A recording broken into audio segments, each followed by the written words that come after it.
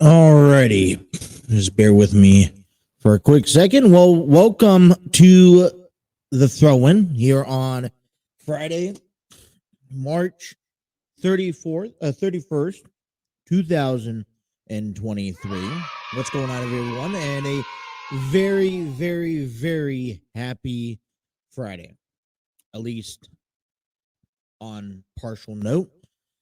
You know, I want to first of all come on here and say thank you to everybody who made yesterday possible.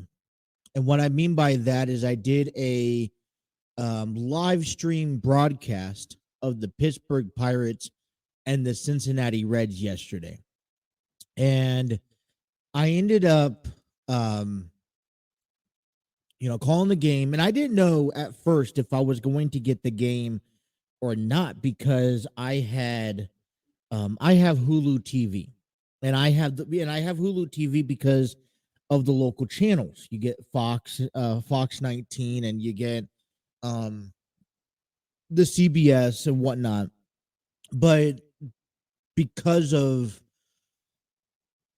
certain things, because of Hulu restrictions, sometimes programming are not available, and so I was a little bit nervous coming opening day that because the Reds provided a Bally Sports opening day broadcast that I wasn't going to be able to get. I was able to get the Findlay Market Day Parade, but I wasn't going to get the Cincinnati Reds and Pittsburgh Pirates game, which I was going to be so frustrated because that's what I was getting ready to. And I thought to myself earlier this week, and it was the preparation that, hey, listen, this is an important game. And what better way for covering the Cincinnati Reds throughout the season other than being able to call their first game on the channel? And so, I went to it, and luckily everything went smoothly, and I was capable of having the game and conducting the game.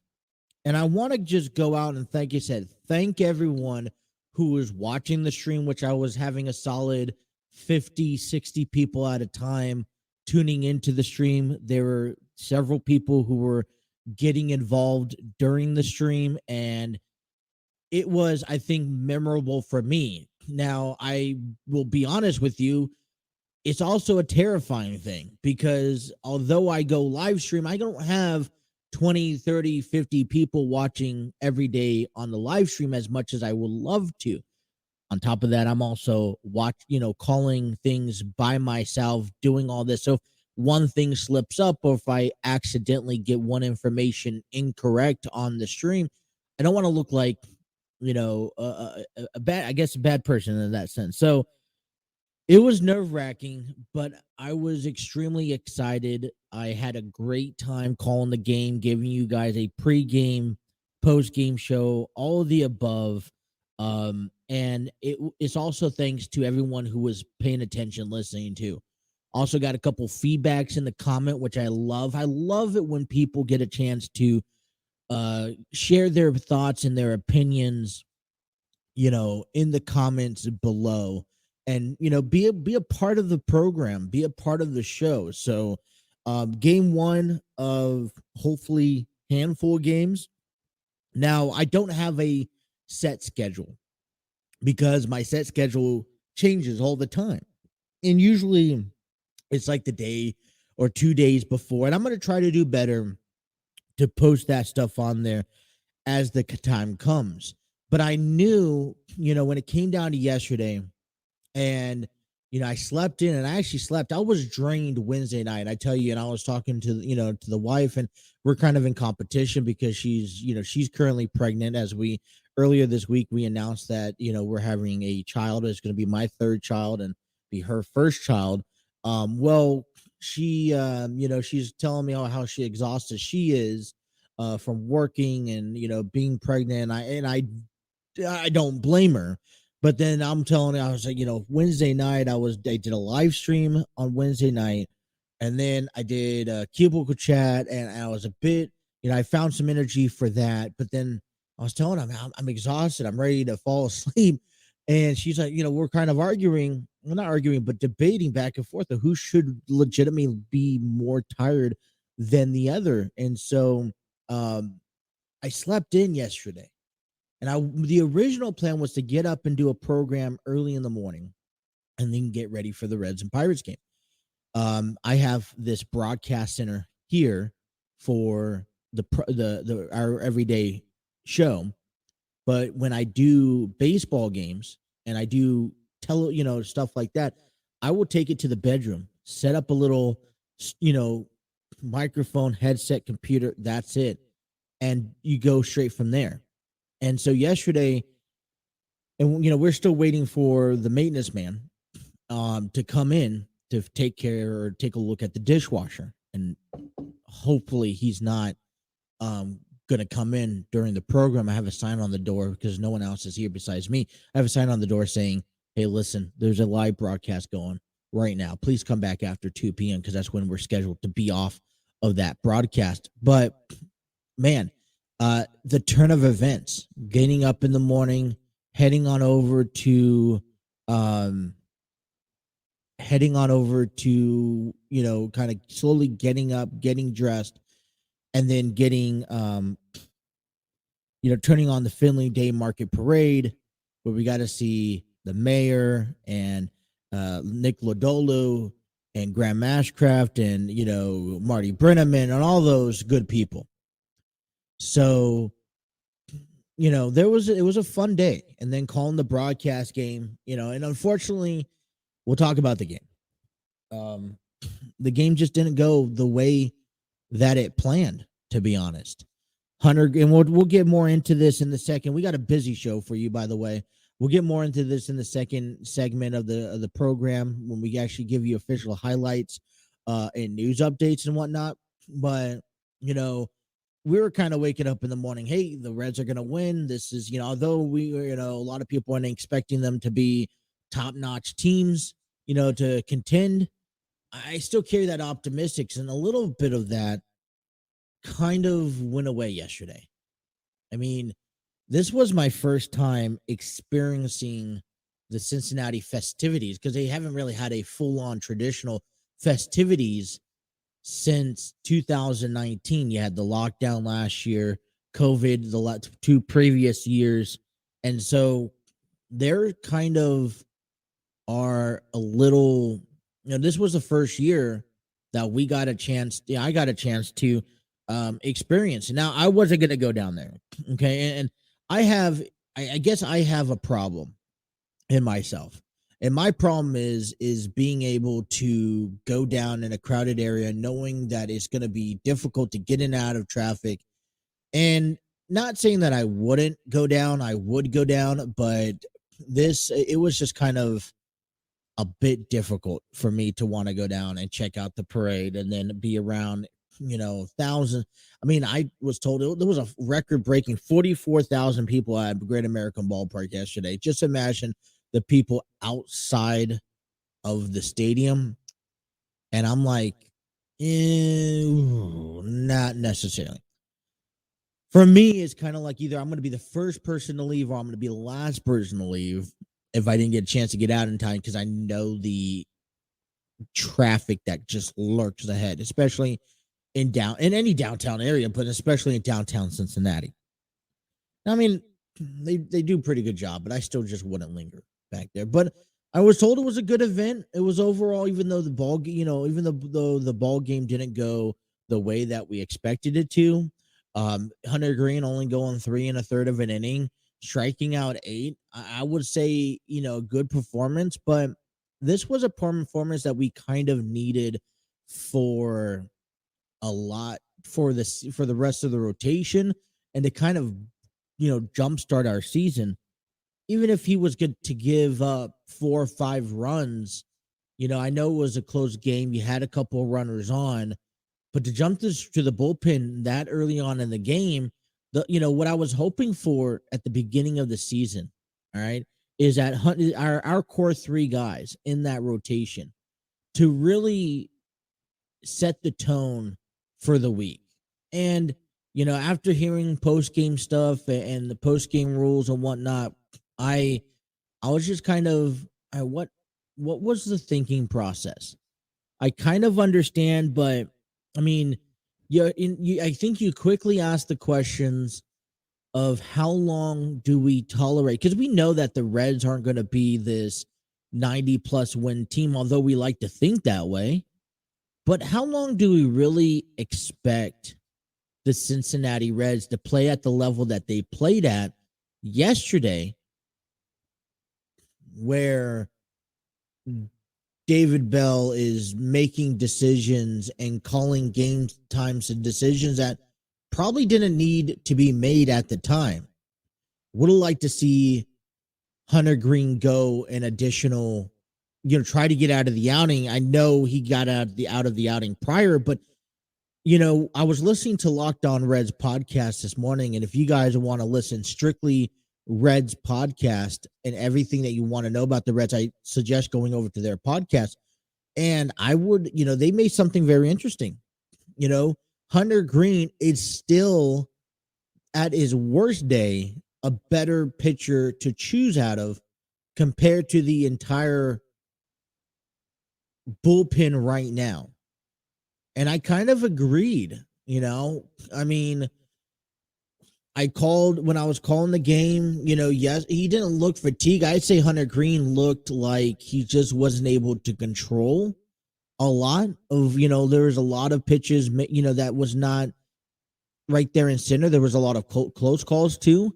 The umpire was a little all over the place. I mean, I'm not going to put on the umpires for the game, but it looked like for me, Hunter Green was in a position where he just didn't. He was trying to work a little extra hard to make the pitches, which then caused him to be inconsistent. And that's what I saw. I think he walked 3 batters, striking out 83 pitches in a 3 1/3 inning. And I was just like, oh no. I just wondered. I was just curious, like, how, is this the way that we're going to begin the season, getting into the bullpen, not even getting after 5 innings? And these are the guys. Hunter Green is one of the elite guys that we expect every 5 days to give you at least 5, if not 6 innings an outing. And to kick off the season, only 3 outings. And we'll get into some aftermath about what David Bell said to what Hunter Green said as well in the recap coming up here in the next segment. But, I questioned a lot about the decisions that were to be made. And a couple of things surprised us. We'll get into later on in the program, but we got a busy 2 hours to talk about with you guys. All right. Coming in hour number 1. All right. We're going to get you guys ready for the weekend in sports. The Reds are off today. They'll have game 2 and 3 against the Pirates on Saturday and Sunday. We'll get you coverage of all of that and what to expect. We're also wanting to pay attention to the National League Central. So we'll give you coverage of the Central right now, how teams are looking, what did the something interesting coming out. Hey, listen, I've seen it all after what we were about to talk about with the St. Louis Cardinals and the Toronto Blue Jays yesterday. And, we're just getting underway here on a Friday. We got a lot more to cover because in hour number 2, we got, it's time. It's time. It's WrestleMania time. Yeah, because WrestleMania 39 is among us. The final episode of SmackDown's tonight. We see a handful of things taken away as Roman Reigns and Cody Rhodes square off to face one final time.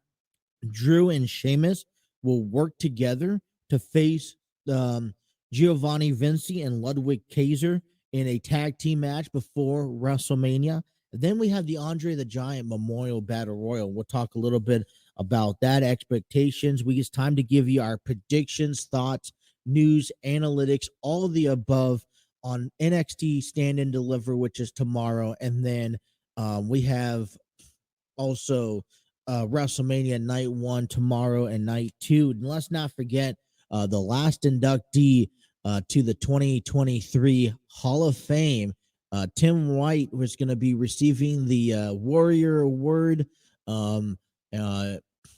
Congratulations to his family. And you kind of the first, I think, referee, if I'm not mistaken, officially being inducted into the 2023 Hall of Fame this year. That's going to be tonight. And don't forget that the Focus headline on will be Rey Mysterio as he gets set to also take on his son Dominic at WrestleMania night 1. But yeah, the match card is out. And what do you guys think about? We'll talk about all of that and more. We're just getting started here on a Monday. Thank you guys for tuning in.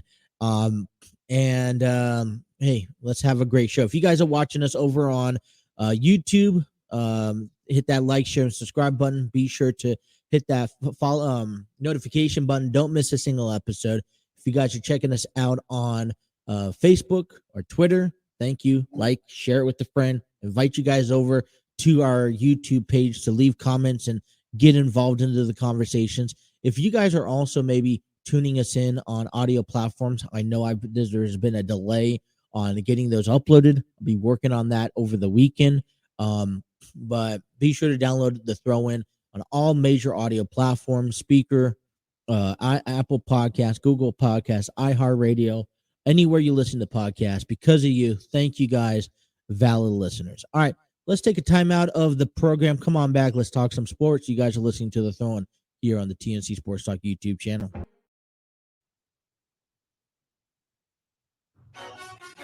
Happy opening day, and it all begins with Hunter Green. Hunter Green gets a ball today. You know, he's got the kind of stuff that could win him the Cy Young Award. I mean, every year, every time I see Hunter Green take them out, I'm thinking, this may be the day that he throws a no-hitter. O'Neal Cruz at the plate, fly to the wall in left field, the first pitch of the game and of the season.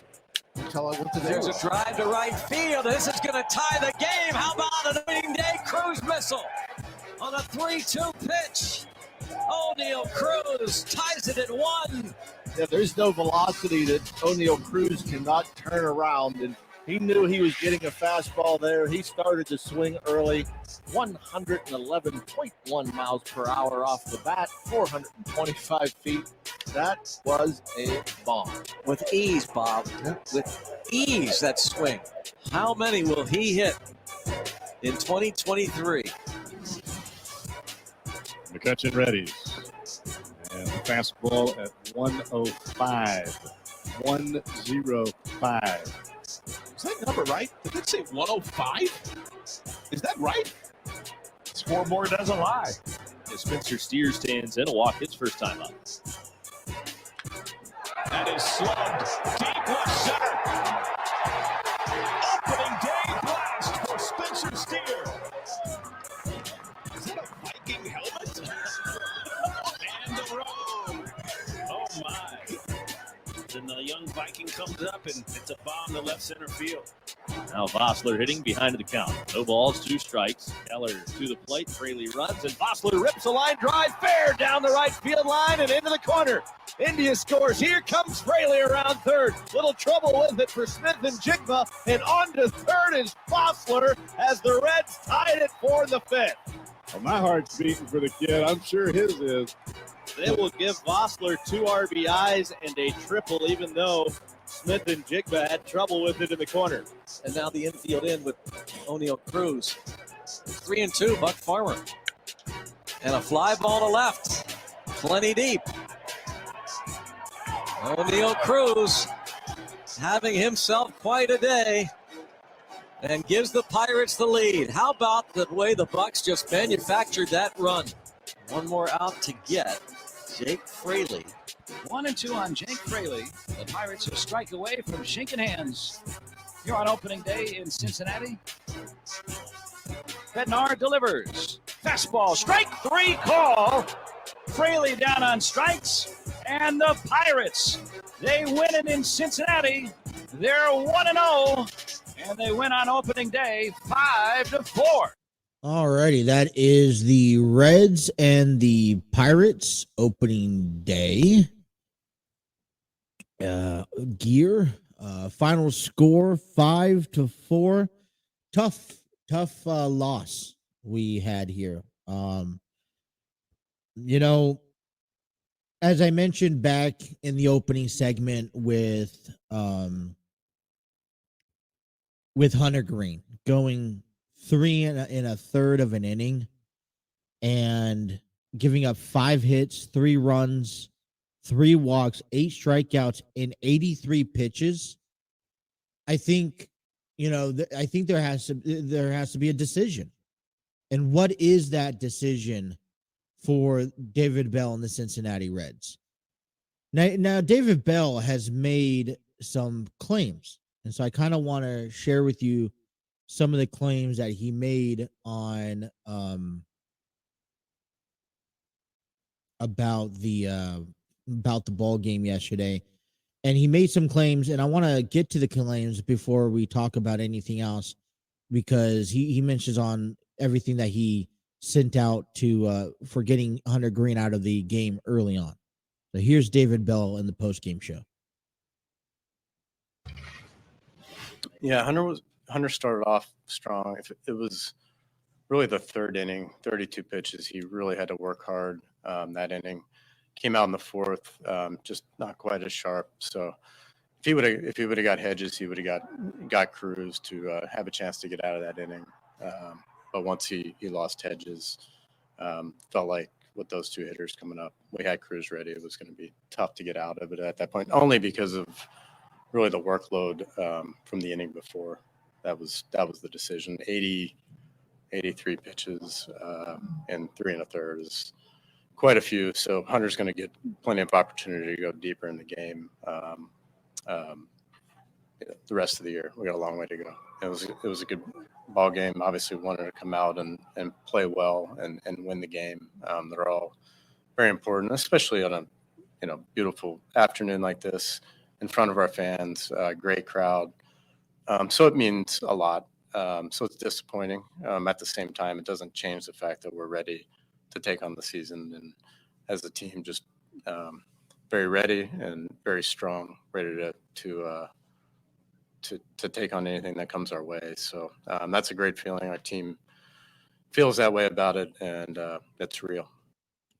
All right, so that's David Bell comments after the game here, and simple. Listen, tough loss, but as I mentioned in the first segment, Hunter Green is one of those guys. This is top elite guys. You got Green, Lodolu, Ashcraft that we've been talking about all spring long, and I understand they're still working, they're still developing, and they're not going to be perfect. And yes, Hunter Green got himself into a couple of jams early on in the in the innings.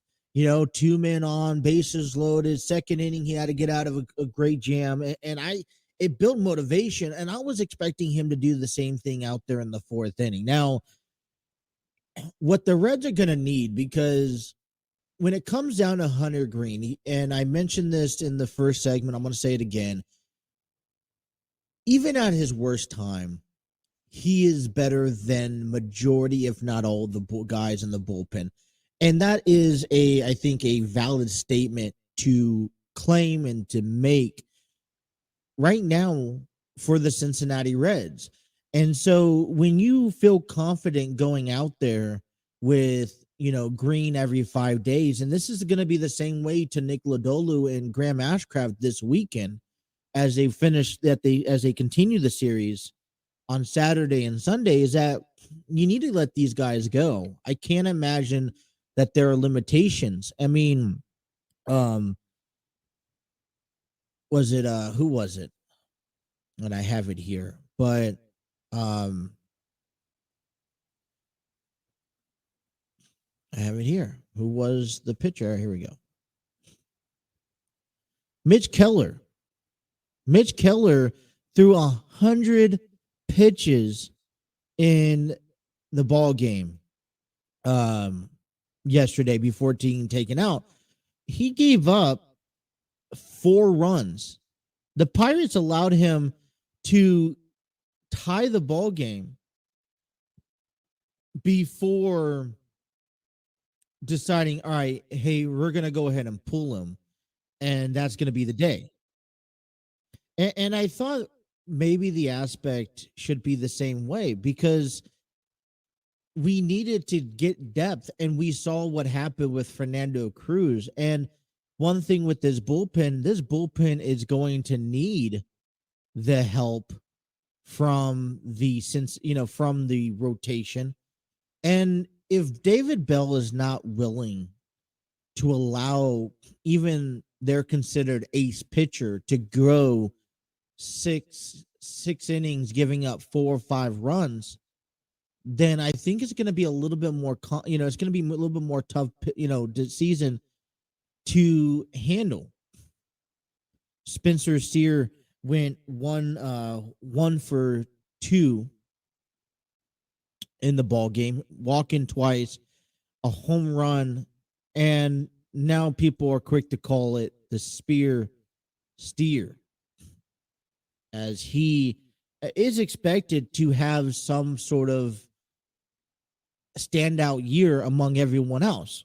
And it was kind of guys that you didn't quite expect or anticipate contributing into the 4 runs that they had, because there were some promising things that if you maybe got out of the 4th inning without walking in runs, because that's what happened. The Fernando Cruz walked in a few runs to give up the lead.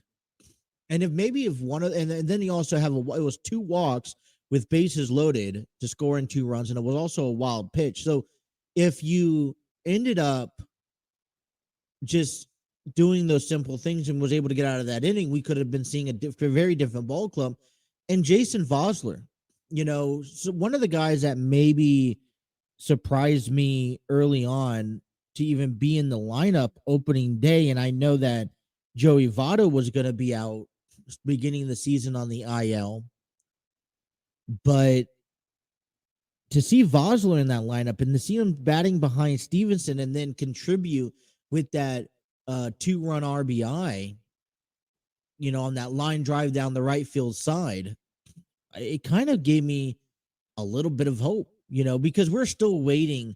First game one of 162. Don't expect Tyler Stevenson to go hit knockoff balls, out of the park, grand slams, whatnot. You don't expect Jonathan India to steal 20 bases game 1, but already there is some positive things that I think we could look at in guys like Jason Vosler and especially in Spencer Steer. You've seen the reports after the game, and they're calling for heads of David Bell and even Will Benson. I think a lot of people are a bit much to start judging these teams. And I guess the ultimate question that, I was watching the Lock On Reds, and I hope they answer this one day, but I was like, at what point, how long do we give the Reds? This is a team that we're expecting to transition into a new squad by the end of the year, bringing guys like Christian Encarnacion Strand, bringing guys like Ellie Dela Cruz and Noel V. Marte and Mac McLean, all up to the big leagues at some point. But at what point do we see that happen? At what point do we finally see David Bell and the ownership go out there and say, all right, we got to start making these transitions? Or at what point do we see him, we watch the Reds and say, all right, you know what? I think I've seen enough to start really criticizing. I think for what the Reds were able to put out there and have during spring training was, I think, a little high. There was a lot of high expectancies to see that roll over into opening day. And I don't blame the fan base for saying, yeah, we've had a decent spring. Let's go ahead and carry that over into the spring, into regular season. We want to, but it's something we have to understand. It's just game one. It still was a close game. I mean, Derek Law was probably one of the saviors in the bullpen yesterday, and we're already, we're seeing some things. And so definitely, if you guys are Reds fans, or I guess in this case, any ball club, all right, don't go jump too far ahead of winning a game over a team. Don't go jump too far ahead of throwing your hands up because a team had a bad day, because there was a lot of those. And you got to give it a couple weeks. I say give it a couple weeks. Getting ready for the weekend moving forward. Here's the interesting thing I want to say about the Pittsburgh Pirates is that they had a lot of discipline. They watched and took a lot of pitches, and that's also what really hurt the ball, the Hunter Green early on. And I think the Reds pitching staff is that they were plate discipline. And when they did get on base, there was guys like, and this wasn't even guys like Brian Reynolds and Key Brian Hayes that you expected. You had Najiba, you had Cruz, O'Neal Cruz, who, and then, G1 Bay, who also were very aggressive around the bases. And to see if that's going to be the case for the season, and listen, the success that they had yesterday can only indicate that they're going to continue it over the weekend. If they're going to continue to have that success, then the Pirates could be a dangerous asset getting on base, especially when they have 4 or 5 or 6 guys, especially not the key names that you expect to be aggressive around the base. So, I mean, that was kind of one thing that really stood out for me as well. Yesterday's game, got a chance to broadcast it. One thing I also did notice that was also unrelated gameplay was the amount of communication. You actually saw the umpires and much more communications between the batters, the catchers, the pitchers, the coaches. And I thought that was kind of cool. It's going to be new. I think, listen, we took a look at spring, and we're transitioning into some of these rules. Well, the rules are still going to be transitioned to the big leagues, to the regular season. And I think right now, slower pace of the game so that we can understand these rules and so that we can actually get comfortable with these rules, both as a fan and on the field, is going to be necessary to take place. What is going to happen for the Reds the remainder of the weekend? As we see here, they have today off, and thank goodness it is gloomy. It is raining, and not expect or anticipate anything fun to happen here.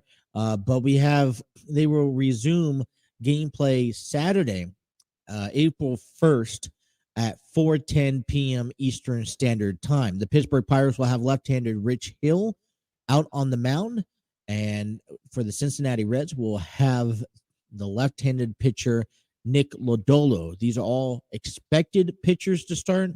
Day by day still changes. For Sunday's game, we will have a 1:40 pitch start on April 2nd as Vince Velasquez, right-hander, getting the nod for the Pirates, and then Graham Ashcraft is going to get the nod for the Reds. So exciting weekends still to come. I'm very optimistic, especially about Saturday's game. It all depends what type of Vince Velasquez we will see. And I think when you start getting down to Graham Ashcraft, yes, I'm comfortable with throwing him out there every 5 days. But to be honest, I kind of have to see a little bit more consistency out of Graham Ashcraft. And hopefully we get to see that this Sunday. And hopefully Nick Lodolo is the guy who comes in and, all right, 5-6 innings, shutouts, maybe giving up a run or two. I would like to see David Bell. All right, I'm going to give this the first outing. For the back end of the rotation with Luis Sessa and Connor Overton, I'll give it about 2 to 3 outings. But for these 3 guys, the first outing, I will be acceptive of seeing these guys. Although I will like them to go out and still get trusted to go 6-7 innings, giving up 4 to 5 runs, because that's what's going to have to happen. But I do trust these guys in giving us, giving these first outings 4 or 5, don't overwork it. But then by the second outing, they need to really be allowed to step up and start performing, or being allowed to perform as those everyday 3 starters that we really want to see out of them throughout the course of the season. So we'll give it to the series, the Chicago Cubs series, but come next time around, Hunter Green, Nick Lodolo, Graham Ashcraft, really want to see David Bell trust them just a bit. All right, let's step aside, take a break. Come on back, get you a trip around the NL Central, everything else that is going on in Cincinnati. And hey, the Final Four is this weekend. We'll give you all that information coming up next. You guys are listening to The Throw-In here on the TNC Sports Talk YouTube channel. Ceiling fan blowing cold breeze on your body. I can't tell you really what it is, but you got it. Makeup in the morning, you got dresses in your closet, but you grab them tights, you in love with being modest.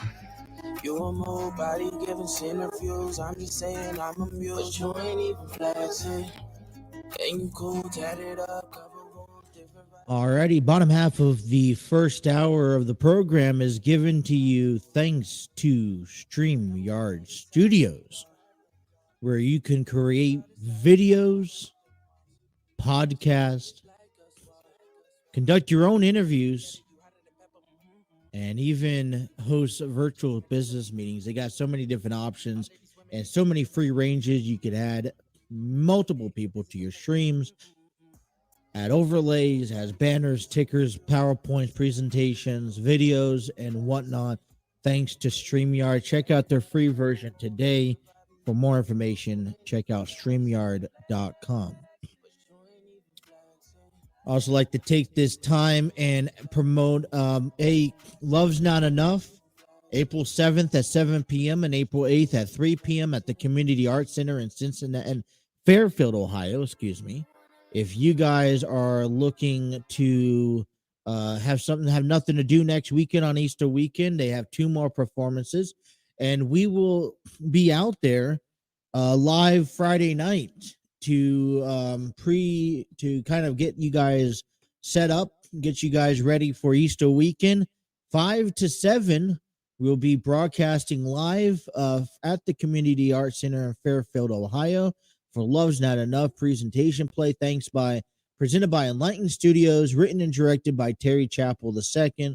It's an original from 2019, was revamped and republished earlier this year, back in January. It was so successful that they're coming back again. 2 performances only next weekend, April 7th at 7 p.m. and April 8th at 3 p.m. Get your tickets today at the Community Arts Center in Fairfield, Ohio. All right, fun little weekend that we had in store for us. Let's tell you all about it here. As opening day, NL Central, couple of things lurked and lingered all around. Pittsburgh Pirates and the Reds, final score 5-4. Obviously, we talked about that game. And as I mentioned, that was a fun game to call. Okay. And it was first of hopefully many this year. And like I said, they'll be off tomorrow, and we'll get you about those other games. But other games happening on opening day, such as Milwaukee Brewers and the Chicago Cubs, where the Cubs shut out Milwaukee 4-0. And it's nice. Whenever you get a chance to face the divisions, one team's going to go down, one team's going to go up.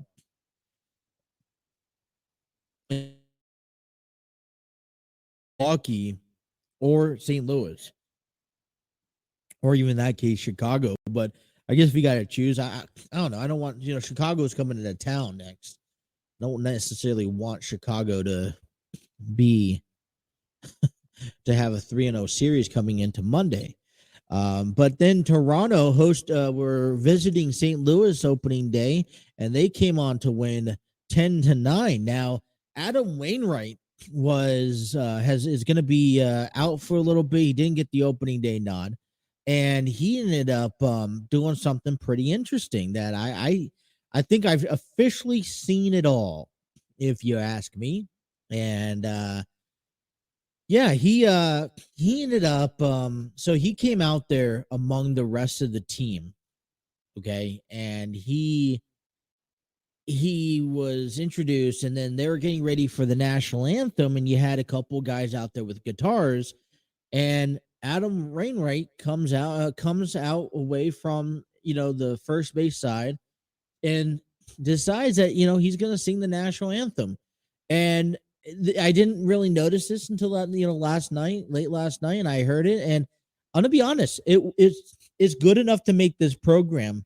And I say I've officially seen it all because an active ball player, okay, who's been in the big leagues for over a decade, should have retired last year, didn't, and he's singing the national anthem in his uniform, and so I have the audio. So here is Adam Wainwright and the St. Louis Cardinals game singing the national anthem here. Performing today's national anthem, number 50, Uncle Charlie, Adam Wainwright. Oh, say, can you see by the dawn's early light what so proudly we hailed at the twilight's last gleaming, whose broad stripes and bright stars through right off the bat, I could tell you that he's doing a 10 times better job than I could ever do it. A little slower. I think he was hitting the note for the most part with the guitarist playing with them. And the rocket's red glare, the bombs bursting in air, gave proof through the night that our flag was still there. All right, Adam, take us home. A little longer than normal, expected. Does that star-spangled Trying to hit up every note perfectly. Don't want to mess up.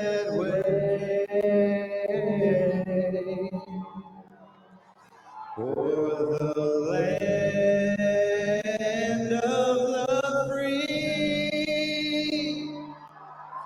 and the home of the brave.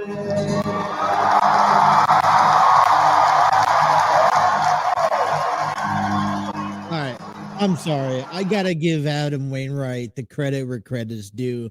Being able to call opening, being able to sing the national anthem, in front of a full-on bar, St. Louis Stadium there, I couldn't do it. I simply couldn't do it. And to look at a ball player, it's interesting because I was watching the Finley Day Parade yesterday. And then you have like Bronson Arroyo, who is also a musician. And I'm like, Adam Wainwright, I've never heard you sing.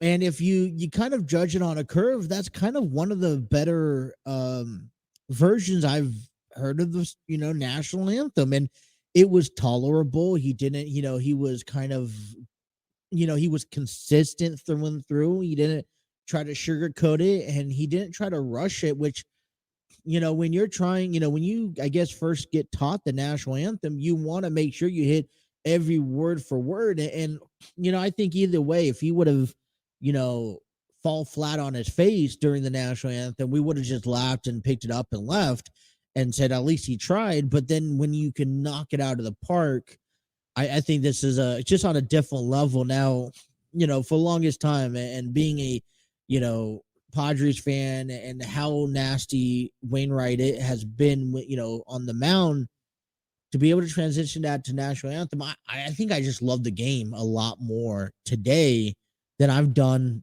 10 years ago. I would hold grudges and hate ball players, guys like Barry Bonds, guys like Albert Pujols and Yadier Molina. And I think I've learned over the last 10 years is that these are all guys just trying to make it to the big leagues, and they're all doing the best they can. And you got to give them props on either end. And if that hurts your team, that hurts your team. And, Wainwright wasn't pitching.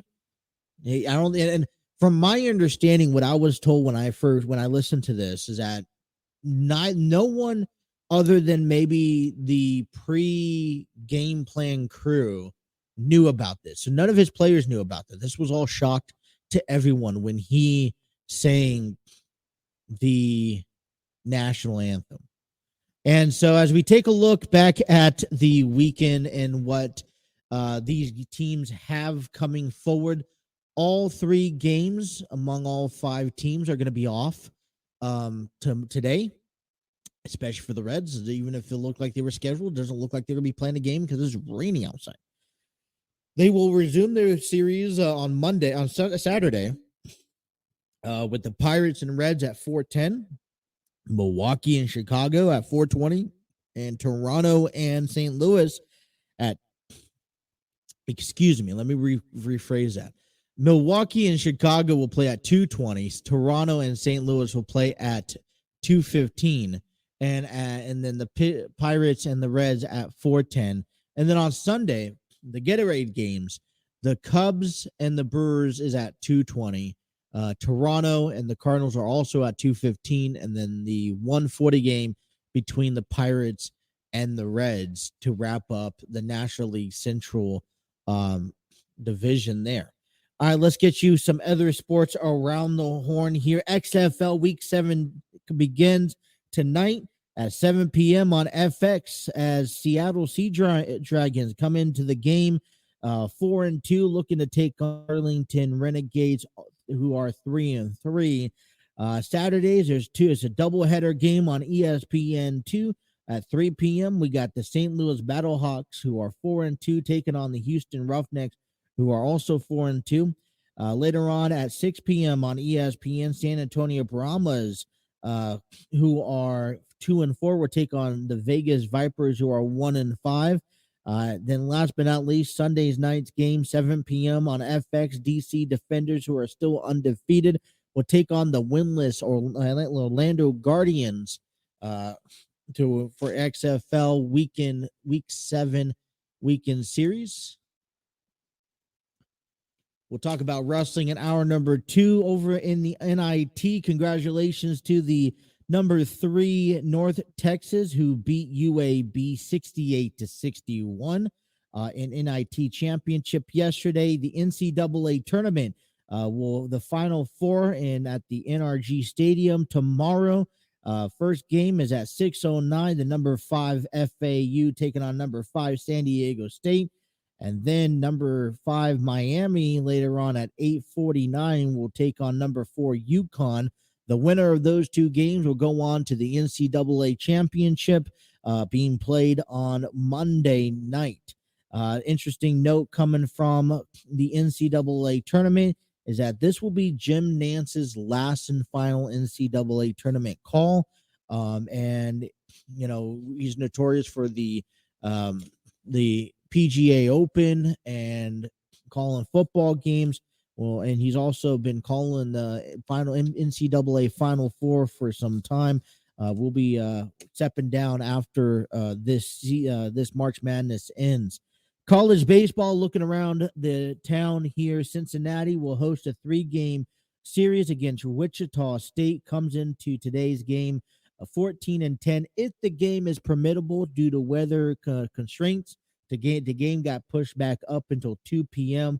Second game tomorrow, it will be at 2 o'clock. They may be playing a doubleheader tomorrow. And then they'll wrap up the 3-game series against Wichita 12 at high noon on Sunday. Cincinnati Bearcats are 11-15. They lost their last game on Tuesday, 14-1 against Louisville. The game I went to, unfortunately, they lost. They're coming into this home series, weekend series, 6-4 on the record. Xavier Musketeers come into the weekend 13-12 with a 3-game winning streak. On Tuesday, they beat Ohio State, final score 8-1, and go on and beat Wright State on Wednesday on the road 16-8. They'll begin a 3-game series starting today at 3 p.m. if weather is permittable against Northern Illinois. Saturday's game will be at 1 o'clock, and then the Sunday's finale will be at 3 o'clock. And then we got the Cincinnati Cyclones. If you guys got nothing to do tonight, go check out the Cyclones taking on the South Carolina Stingrays at the Heritage Bank Arena. Puck drops at 7:30 at a beach towel giveaway night. Then tomorrow they'll take on Wheeling Nailers on a wiener dog race day. Puck drops at 7:30, and they'll wrap up the weekend series against the Nailers at 3 p.m. on Sunday. It's a sensory-friendly night for the Cyclones on Sunday. ECHL Central standings, the Cyclones are 43-12-3 in the Central, currently leading in the first place, followed by Toledo Walleye, who are 42-16-3, and then Indy Fuel. That stretch still continues, 38-22-0. All right, that is your round the local area scoreboard here. Let's give you, come on back, end of hour number 1. Coming up, hour number 2 is what we've been waiting for, you guys. That is WrestleMania season. We'll get you all the information disclosed. Don't go nowhere. A lot more still to come. You guys are listening to The Throne right here on the TNC Sports Talk YouTube channel. She goes her own way, like they don't give a damn, girl. And my God, she owns it. So many heartbreaks, goes back to 2014, and I think that she knows it. And if you've seen her, I know that you would believe it, cause I know that you'd want her to. Well, what's going on, everyone? Welcome back to the top hour of number 2 of The Throne. Be sure to like, share, and subscribe. I think she knows wherever that you guys are she listening drives from. him crazy when she's looking like that. The way she's moving makes him want it so bad. Hour number 2 is given to you thanks to Spreaker. Spreaker is the number 1 audio platform for uploading and monetizing and seeing your analytic reviews.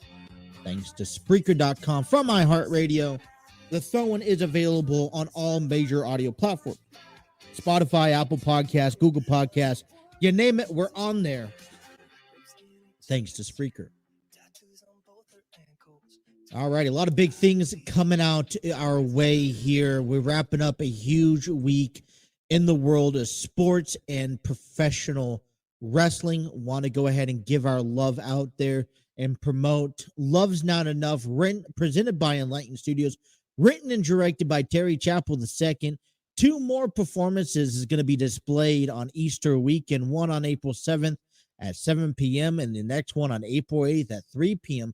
at the Community Arts Center in Fairfield, Ohio. Tickets are available, but they're going by fast. And thanks to Terry Chappell and the entire Enlightened Studios crew, we will be broadcasting live, doing a 2-hour episode segment, additional segment to the week on Friday night live at the Community Arts Center in Fairfield, Ohio. Join us there. Come on by, say hi to us, interact with us. We'll have guest members joining us, cast members, vendors. We'll have audience stopping by. We'll do a 2-hour segment before the play. And thanks to Terry hooking us up with some tickets, Terry, and me and the wife are going to head out to watch the play, and then afterwards stay back and listen to the audience on another hour episode live, all linked in together. I'm excited. I'm thrilled for it, and you guys should be too. So if you guys have nothing going on Easter weekend, April 7th, April 8th, 2 performances, communityartcenter.com, Fairfield, Ohio, for more information. All right. Well, I also want to give you guys a big, big thank you to you, the listeners, because I can't sit here and thank you guys enough for what you guys have done for me in this program over the last 24 hours. All right, let me read you this number. Yesterday we did our first baseball game of the season, Pittsburgh Pirates and those Cincinnati Reds. Okay, and got about 7 more subscribers throughout the game. All right. The game for a pre-show, the actual game, and a post-game show.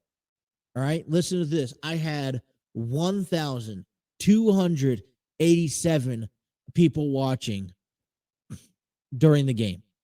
An average, okay, according to analytics that I get from YouTube, it was averaged about 50 people per minute continuously watching and listening in to yesterday's ball game, which I think is remarkable. And I want to thank everyone for being a part of all of that. And that stuff right there just encourages me and inspires me to do more and to make more happen. So thank you guys for the fans, the support that you guys gave out yesterday. I think that was the biggest turnout yesterday during the game for people tuning into the program. I couldn't thank you guys enough.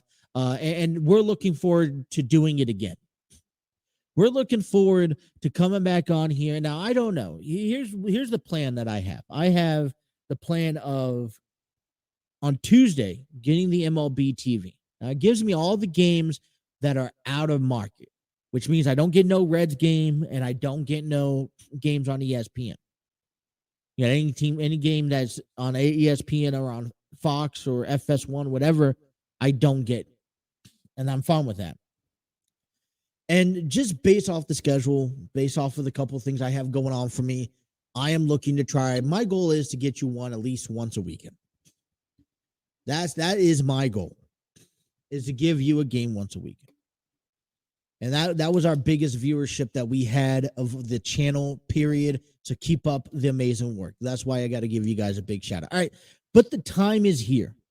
The time that we've been waiting for, and this timeline we've been talking about since the beginning of the year, you guys. WrestleMania 39. And I'm excited. How are you guys? And we've already disclosed how big of a week it's going to be, right? We had Monday Night Raw, the go-home show of WrestleMania, Monday Night Raw this past Monday. All right. And then we had the go-home show of NXT Stand and Deliver this past Tuesday. All right.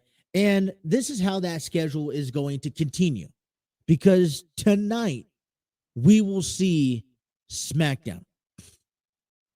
And on SmackDown, we're looking to see 3 things, okay? The little final pieces to finish up into WrestleMania. What does that mean? That means we see Drew McIntyre and Sheamus take on Giovanni, Vincent, and Ludwig Kaiser in tag team action, taking on the Imperium before Drew and Sheamus goes into WrestleMania and facing Gunther for the Intercontinental Championship. Now, the question here is, can Drew and can Sheamus come together one last time? Because we know on Sunday that these 2 men are going to battle for one title and one title only. And when we get down to the match, and we'll get down to it here in this hour, there's one guy I'm favored to winning because it benefits him a little bit more than the next. So tonight, before we get to that match, we have to get to this tag match tonight that we see. We also get a chance to see the final face-off between Roman Reigns and Cody Rhodes, who have made this personal. But see, I've been listening to a lot of wrestling fans and podcasts and YouTube shows about wrestling for the past year, or for the past week. And we see that there's a possibility that Roman Reigns needs to win this more than Cody Rhodes right now. We'll talk about that in this hour. But the last thing that SmackDown is really worth paying attention to is because this is the official kickoff to WrestleMania, and what's in store for WrestleMania this year is the Andre the Giant Memorial Battle Royal. Now, with how close SmackDown is to WrestleMania within 24 hours, I'm acceptive of this match. Now, I think it's a bummer that we do not see Bray. I think it's a bummer, but yet again, I think it's also a blessing in disguise that we do not see Bobby Lashley taking on Bray Wyatt at WrestleMania. Now, that doesn't mean that Bray Wyatt doesn't show up at WrestleMania. And right now, I think there's so much stuff going on between Bobby and between Bray. Well, I think there's so much stuff going on right now with what's going on with Bray that I don't know if we need to see him because this match card is filled to the brim.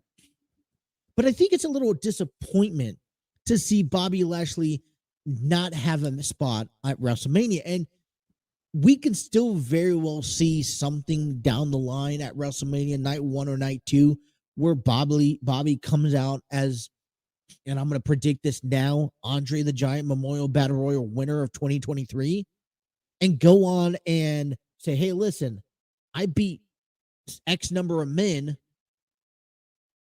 Where's my WrestleMania moment? And something happens. I don't know who, I don't know what. I've thrown out some ideas that Bray Wyatt comes back.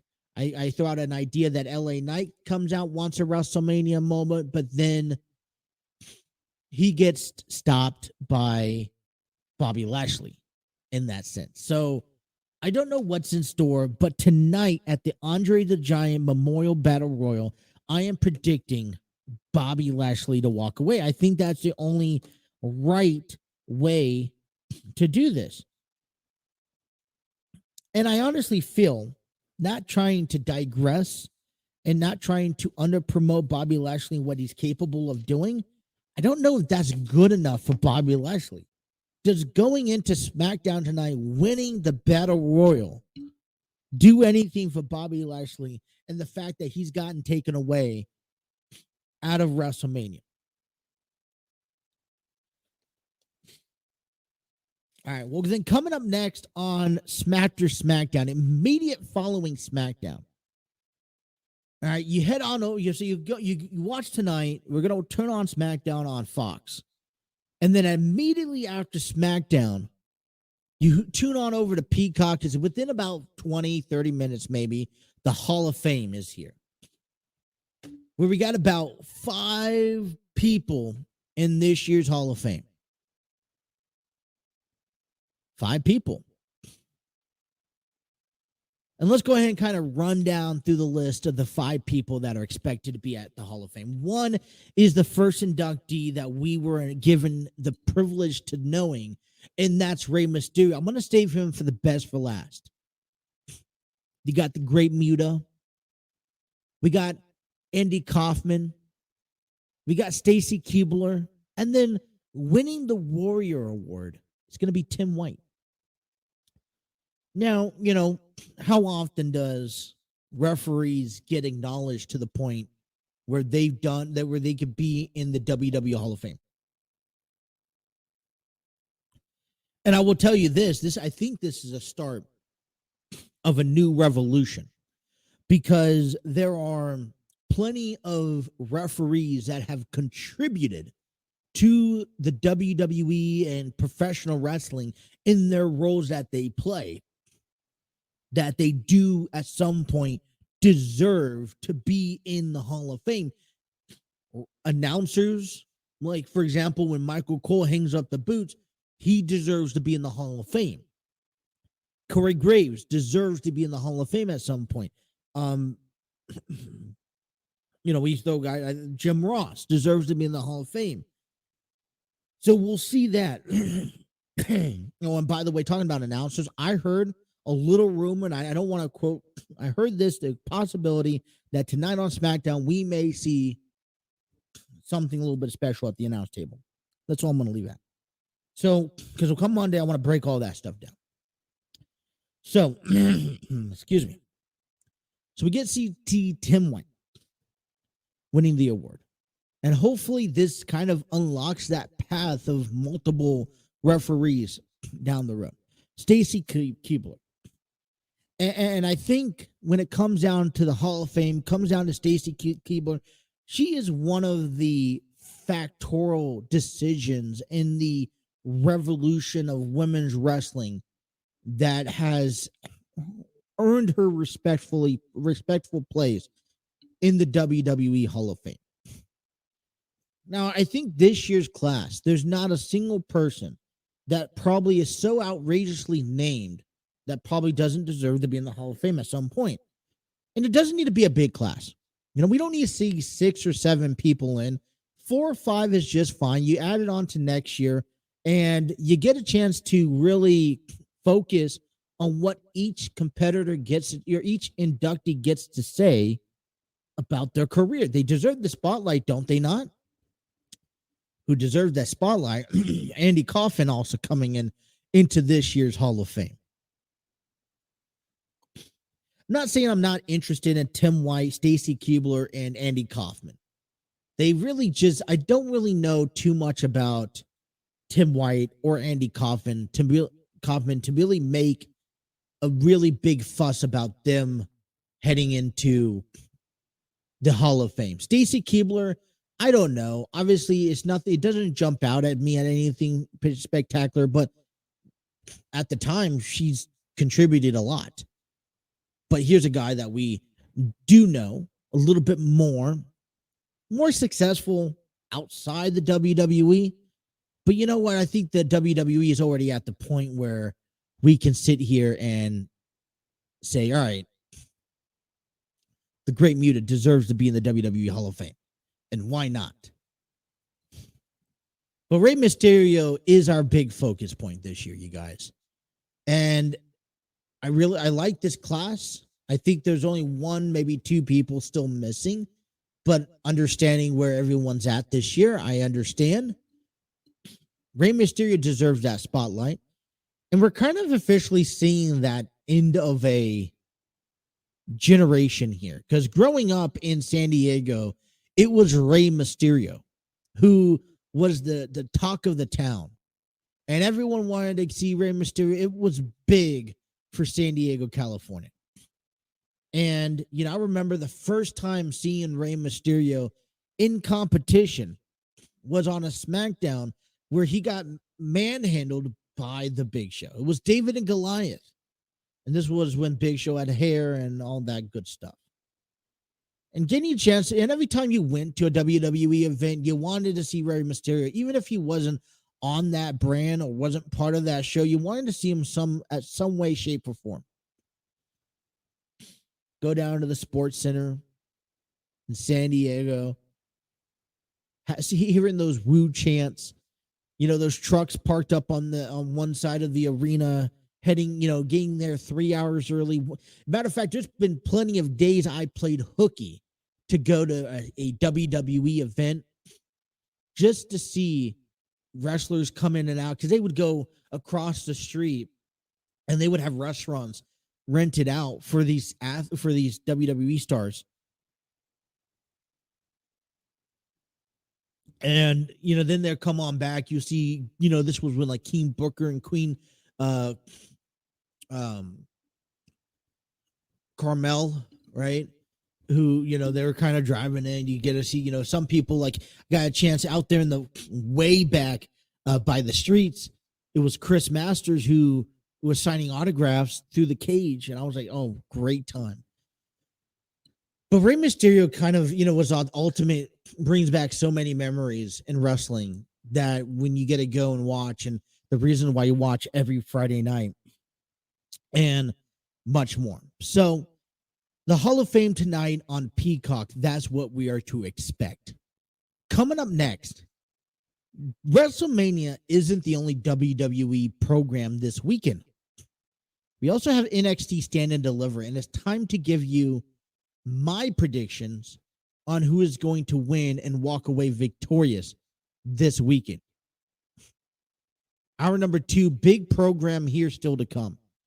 Taking you guys up until 2 o'clock. You guys are listening to The Throw-In here on the TNC Sports Talk YouTube channel.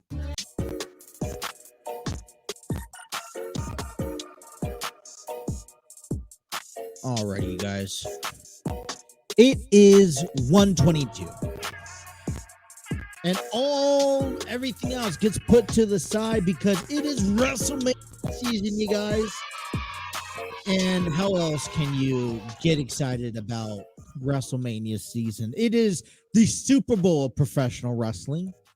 And throughout the week, I think I've done quite a bit job. Now, I do apologize for not finishing talking about matches yesterday. I thought that the game was more important than putting on a program. And like I said, I slept into like 11 o'clock yesterday because I was exhausted throughout the week.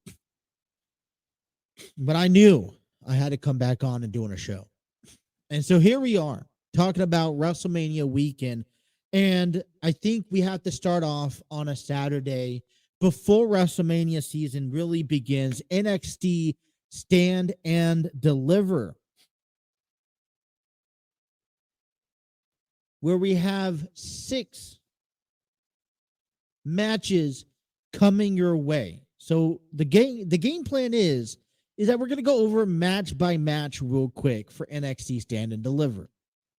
And then what we're going to do is give you our prediction on who we think is going to win. Because NXT Stand and Deliver, you guys, is just as important as WrestleMania itself. And it's growing each and every year. And the reason why I say it's more important because they're going to be because the night after WrestleMania is when we expect to see call-ups. And so how can we not talk about Braun Breaker or Carmelo Hayes if those are arguably 2 of the highest call-ups currently right now on NXT roster? Well, let's kind of run down that list for you guys. The first match that I think, and there's not going to be too much detail into this, to be honest.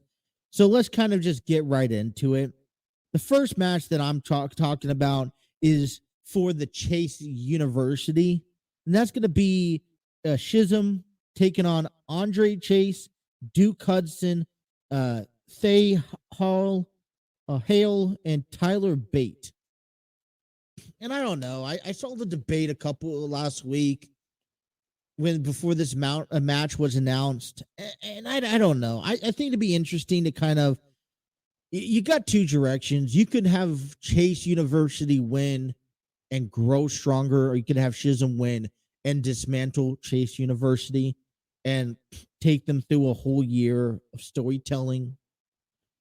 But I'm going to actually choose Schism to win this match because I kind of want to see where or how, see these 4 people kind of what's next for their wrestling careers moving forward. We got the NXT Women's Tag Team Championship match between Alba Fari and Isla Dawn taking on Fallen Helene and Kiana James, the NXT champions. And I think it's time for a new NXT Women's champions in Alba Fry and Isla Dawn. Next, we're talking about here is the unsanctioned Johnny Gargano and Grayson Waller. And, I think this is kind of to rewrite a chapter in Gargano's previous history in NXT. Now, I'm not saying that his WWE run right now is a utter failure, although I wouldn't be the only one to disagree with that or to agree with that in that standpoint. So, but I'm going with Johnny Gargano because I feel like Grayson Waller is the type of guy to be able to pick to make him look good. And we could even see Grayson Waller at some point potentially get called up to the WWE and return the favor. Next up, we have the NXT North American Championship with the champion Wes Lee choosing his opponents. And at the beginning, he chose Axiom, JD McDonough, and Ilja Dragunov. And then last Tuesday, he had a little battle royale or a tournament or a big match to determine his last and final opponent. And we saw Dragon Lee. And I mentioned to you before earlier this week that I would like, Dragon Lee's just too good of a talent to stay in NXT. With Rey Mysterio out the door, they need another masked wrestler, and Dragon Lee fixed that bill. But right now, Dragon Lee favorites my objective right now as the North American Championship, at least until the summer. And I think out of all the opponents, Axiom, great opponent, JD, Ilja, all great opponents, but Dragon Lee looks like a more realistic opponent for Wesley in that North American Championship. And then we got the NXT Women's title match. It's going to be a ladder match for the NXT Women's Championship. And we've seen qualifying matches take place throughout the week. We've seen Gigi Dolan qualify, Zoe Stark, Tiffany Stratton, Lyra Valkyra, and Indy Hartwell all qualify. Well, it turns to find out that Roxanne Perez, who originally was out because of her collapsing after the title defense she had a few weeks ago, makes her return. Now, I think it is a question that the NXT fans have to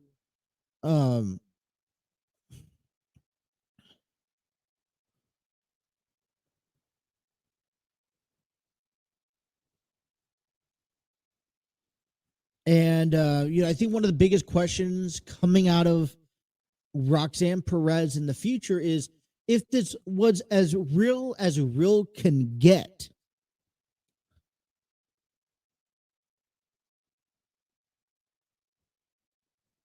Sorry, I had to reply back to something. But if Roxanne Perez's injury was as real possible could be, then I guess my thoughts are to let her drop that NXT Women's Championship for a while, let her recover, officially write her off a championship. And I would like to see either Lyra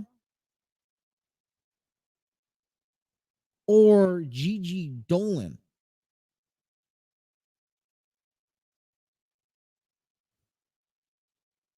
pick up the victory and carry the future of NXT. Roxanne Perez also, in my opinion,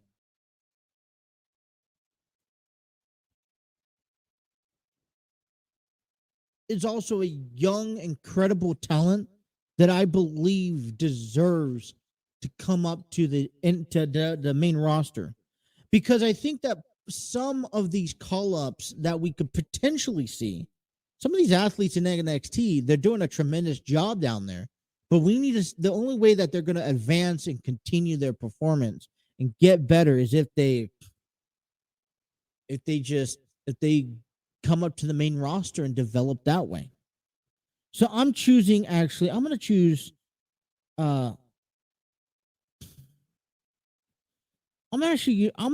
Zoe Starks because I feel like JC Jane will interfere in this ladder match, costing Gigi Dolan a match. If not, I say Gigi Dolan wins, and then we could see the feud between JC Jane and Gigi continue. But I'm going to keep my options open for the main roster and potential returns and whatnot. Last but not least, we'll talk about Braun Breaker and Carmelo Hayes for the NXT Championship. Braun Breaker has been the epitome to the NXT roster and universe for the past year. I think he's done it all. I know creative has been up and down with him, but there's really just not much more Braun Breaker can be thrown at that he hasn't already accomplished and who he's accomplished in NXT. And if anyone has the heat and the power to take that spot in NXT, guess what? It's Carmelo Hayes. And I think for me, this is where that call up is really more slated for, because we see Braun Breaker, who's kind of almost, I mean, there's really, who else on that roster can face Braun Breaker? He's kind of been through a lot of people, regardless if the storylines are good or not. Carmelo Hayes, he could take a crack and come back and have a match with Grayson Waller or Axiom or even Wes Lee for that NXT championship. I think, in my opinion, Wes Lee or Carmelo Hayes wins the match and Braun Breaker finds himself on the main roster, because I feel like that's the next step for Braun Breaker and the future of his career. So I'm going Carmelo Hayes to win tomorrow night. You're going to see some shakeups, because right now I got all title defenses being changing hands tomorrow afternoon at NXT Stand and Deliver, which, by the way, I'm excited to watch and tune into. And, you know, NXT is not a product that I watch on a weekly basis, and I can't tell you everything and, you know, left and right and like the back of my hand, but it's still all very well tied to WWE. And with that being said, let's take our last break a little bit early, because coming up next is the time we've been waiting for. WrestleMania 39. I got match the night 1 and night 2 for you. And let's figure out if Triple H Hunter has done his job, a better job this year than he did last year. Don't go nowhere. The bottom half of the hour coming your way here on the TNC Sports Talk YouTube channel.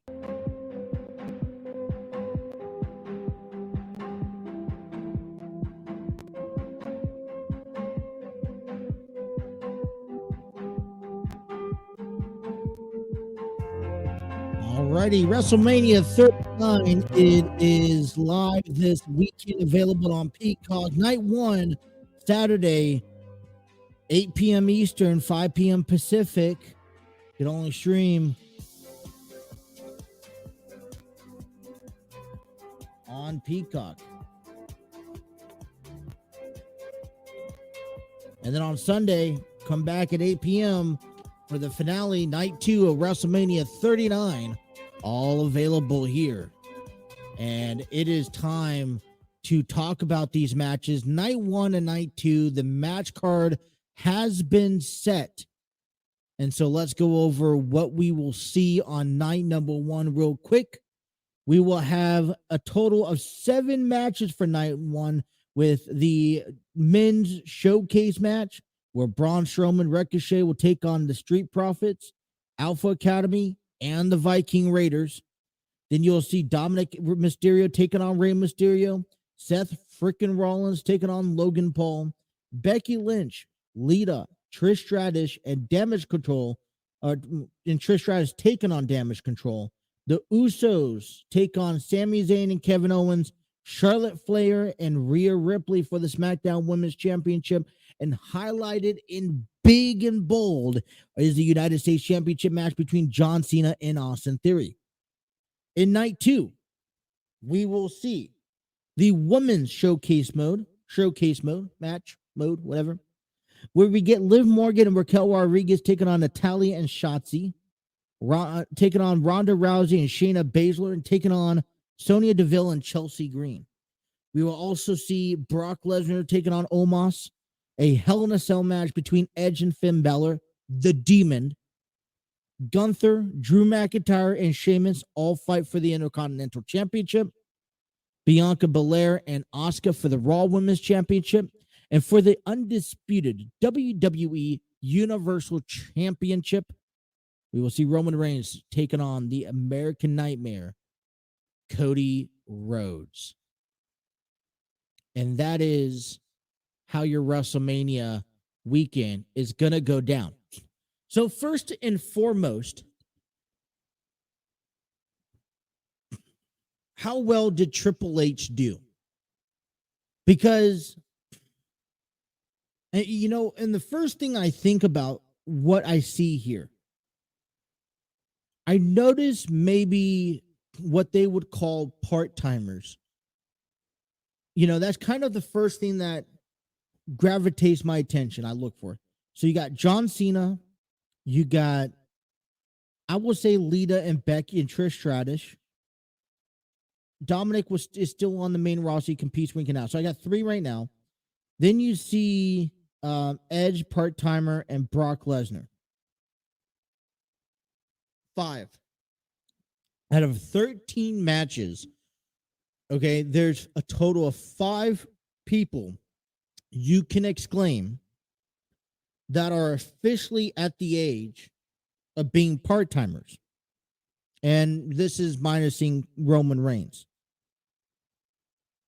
And which I think is a I think it's a good thing, because you've focused around storylines that are concluding, such as the Usos and Sami Zayn and Kevin Owens,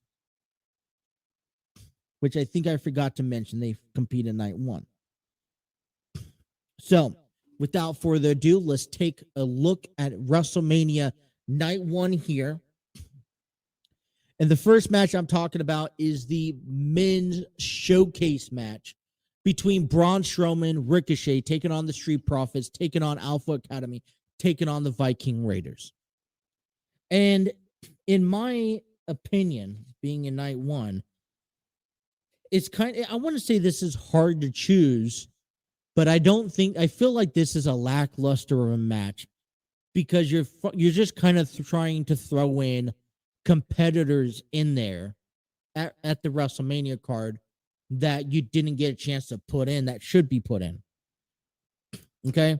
But I'm going Braun Strowman and Ricochet. They've been a fan favorite over the tag team division. And what I hope here is that this is the image of what the tag team division is now. Come post WrestleMania, as I will give you a prediction about a match later on that can change the tag team division, we could see the tag team division grow a little bit more, in my stealth opinion. All right, let's get on over to the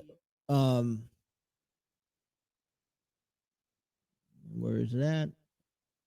There we go. Let's get on over to Rey Mysterio taking on Dominic Mysterio. I've told you guys this. I kind of wish that we would have saw this just a bit, like conclude tonight on SmackDown, or even at the Hall of Fame ceremony. It's going to be interesting. How is this going to kind of shape for Rey Mysterio's Hall of Fame ceremony? I think that, last year was very intriguing seeing The Undertaker, because I grew up an Undertaker fan. I wanted to see Taker do everything and have his moment of fame. And Rey Mysterio, I want to see, of course, but I think now with this feud between Dominic, and you're definitely not going to have, you should have Dominic in there at some point and show his appreciation, but it's going to be weird when they're about to face each other tomorrow night at WrestleMania. So, I don't know. I think that Dominic needs to win this one, in my opinion. It would be hard to see Rey Mysterio retire tomorrow. So that's why I'm like, all right, well, if he wins, most likely he may come out and retire. But Dominic would need the win. This is going to be the era of the Judgment Day. I'm choosing Dominic in this match because beating your father, and, Rey Mysterio could kind of come back and make this a whole year review where maybe he picks up a victory at SummerSlam with Dominic, and then a career versus, all right, if you win, you come back on this side. If you lose, you come back to me and you let me cheat you the right way. If I lose, then I retire, officially retire. So I say Dominic gets the round 1. And I want to call this passing on the torch. I think this next year, Dominic starts really figuring out his own path away from the feud of Rey Mysterio. And I think that's also going to be a key element for Dominic trying to figure himself out. He's going to have to do it away from Rey. And this is, you beat Rey, you go on with the Judgment Day, you win some titles on your own, you make a name for yourself, using Eddie Guerrero's, gimmick. And then, you come back at some sort of some point this year, and then you take care of business. Alrighty. Next one here, if I can find it. Nope.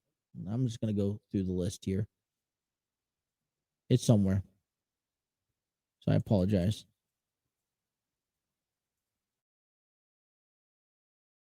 Come on, where is it?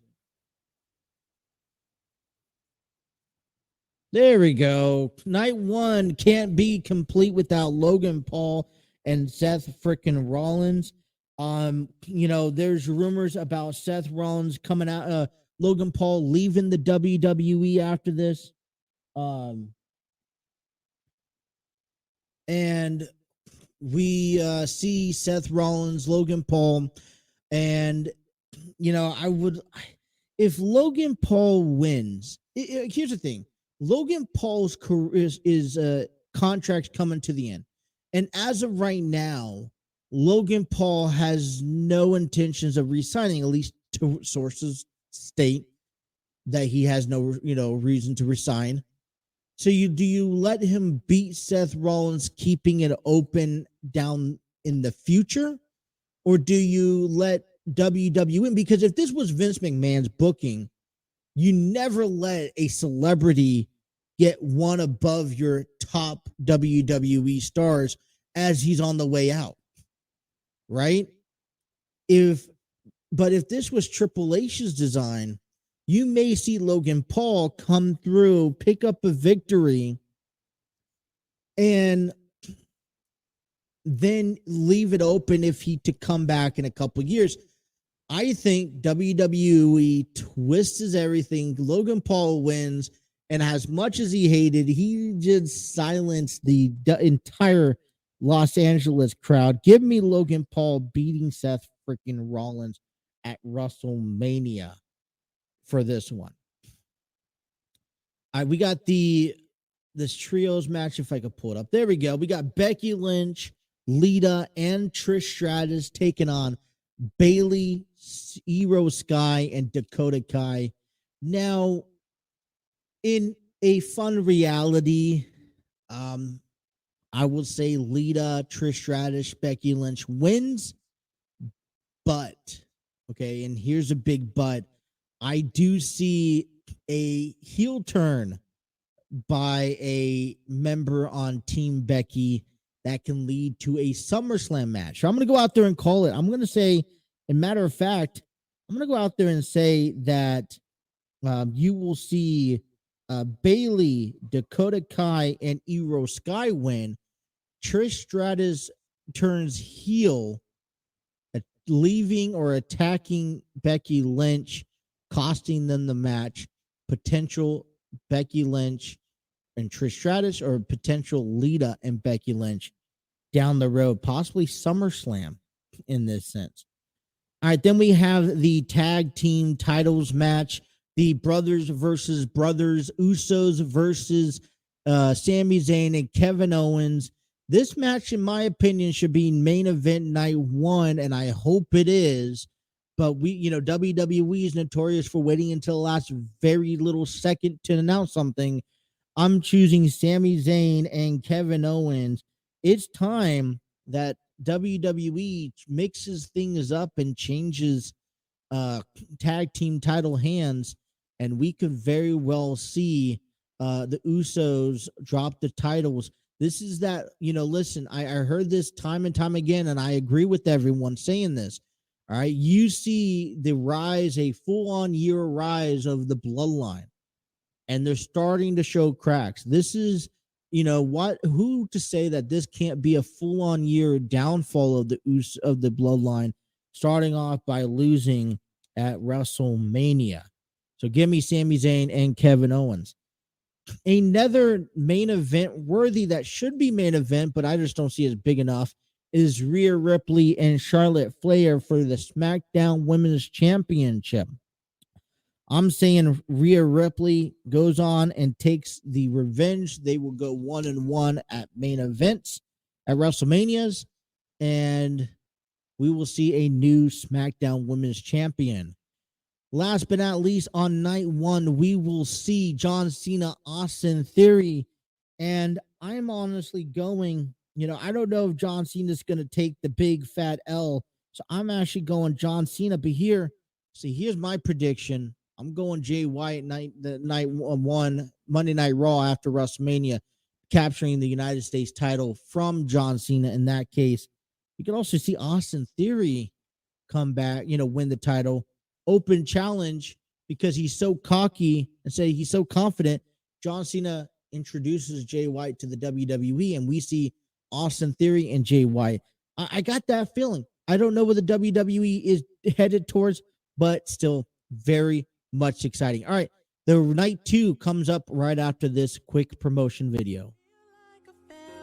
Like no one can. Where is your heart?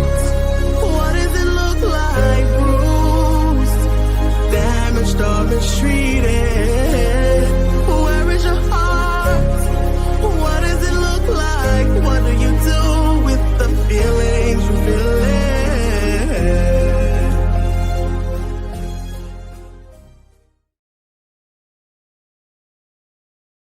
Alrighty, Love's Not Enough, presented by Enlightened Studios, written and directed by Terry Chappell II.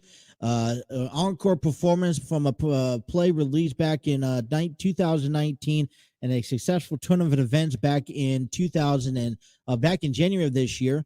Will be held at the Community Arts Center in Fairfield, Ohio. We will be broadcasting live there from 5 to 7 next Friday. So we have a lot to go over. April 7th at 7 p.m. and then April 8th at 3 p.m. Get your tickets now at the Community Arts Center .com website for Fairfield, Ohio.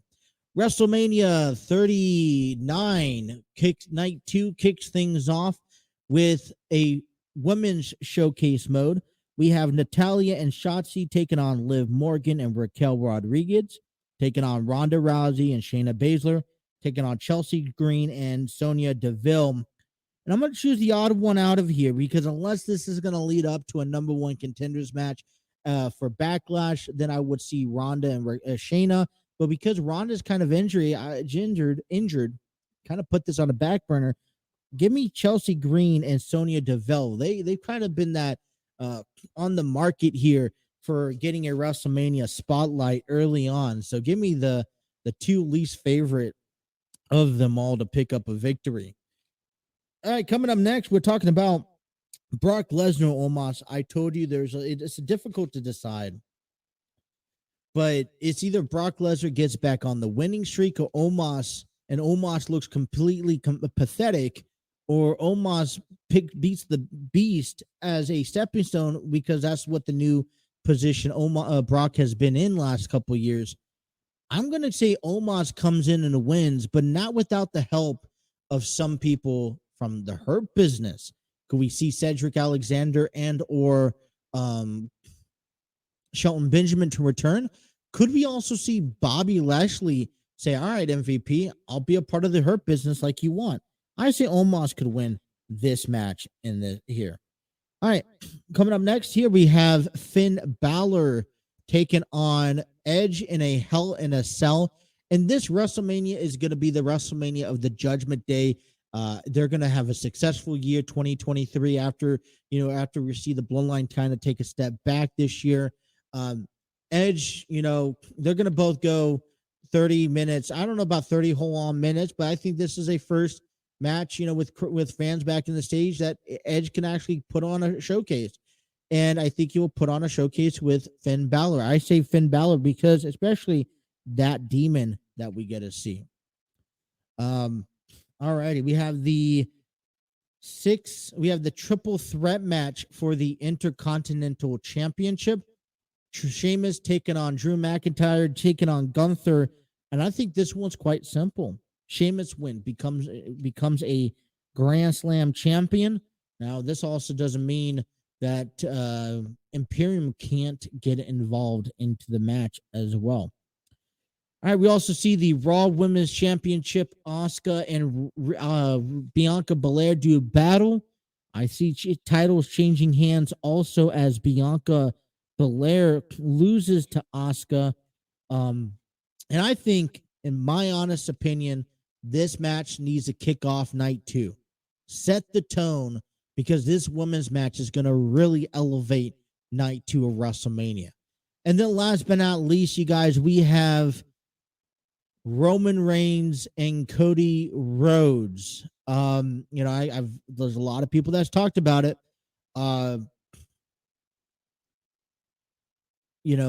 Trey said earlier in the comment section, Sunday night will be a history made when Cody defeats Roman. You know what? They're so close to that 1,000-day title reign. I cannot see the WWE take the title off of Roman Reigns quite yet. I don't see it.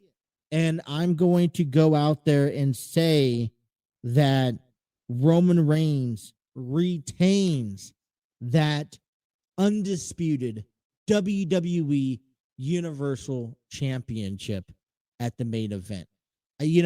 Cody Rhodes does not need this spotlight quite yet. And I think, you can't, and imagine this. Roman Reigns dropping the title to Cody Rhodes off of a feud that's only had maybe 1 month of talking back and forth, of promo cutting. And that's how Roman Reigns loses his title. That's it. Cody Rhodes is going to need to get broken down and defeated to the point where this is all that he has left. And this isn't that point quite yet at WrestleMania Sunday night. Roman Reigns is so close to that 1,000-day mark of holding that title. Cody Rhodes lose. And I think this could set up for something for SummerSlam, especially, since there's but this is the continuance of the downfall of the bloodline. So I am going on a bold prediction saying that Roman Reigns will retain his title at WrestleMania. And that is going to be my predictions for WrestleMania here as we get closer and closer and closer to the weekend that we've been waiting for. Well, 2 hours have come and gone. It's been a wonderful show for everyone. A lot of very impacted, but it doesn't stop today because coming up Monday, we have a lot to talk about as WrestleMania comes and goes. And we get to see who wins and who returns, who comes back, what happens at the grandest showcase of them all. It starts tonight on SmackDown, where Cody Rhodes and Roman Reigns face off one last time, face to face. And the Andre the Giant Memorial Battle Royal. We have the WWE Hall of Fame tonight. NXT Stand and Deliver Saturday, night 1 of WrestleMania, and night 2 of WrestleMania on Sunday. So a lot more to come. We'll come back Monday to talk about how those Reds did against those Pirates, getting you guys ready for the Cup Series. Coming up next week. We'll return back on Monday for more information. Thank you guys for watching the throw-in for 2 hours. I want to once again thank everyone for yesterday's involvement in the Reds and Pirates game. Great outcome. Can't wait to do that again. And until Monday, you guys have a great WrestleMania. Have a great weekend. Stay dry out there. And can't wait to see you guys next week. Thank you guys for tuning into the Throwing here on the TNC Sports Talk YouTube channel.